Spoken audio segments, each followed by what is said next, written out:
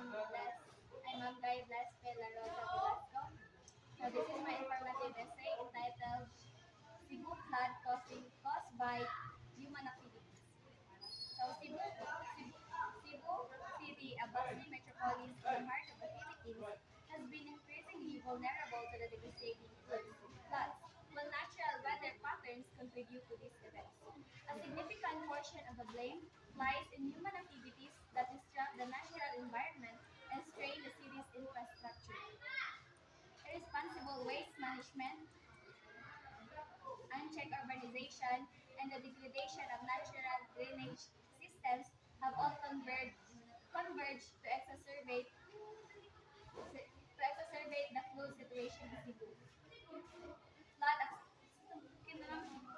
addressing these human-induced factors is crucial for building a more resilient and sustainable future for the city.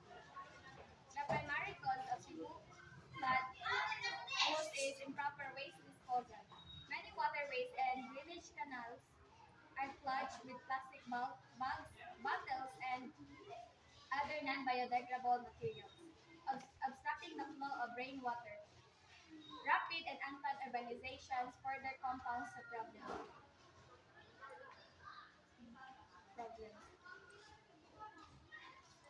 As more buildings and roads are constructed, the amount of impermeable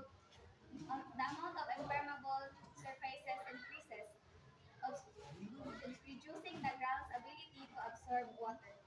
In conclusion, the flooding Cebu are not solely the result of natural phenomena. Human activities, particularly poor waste management, rapid urbanization, and, and the destruction of natural drainage systems, play a significant role play a significant role in exacerbating the problem the problem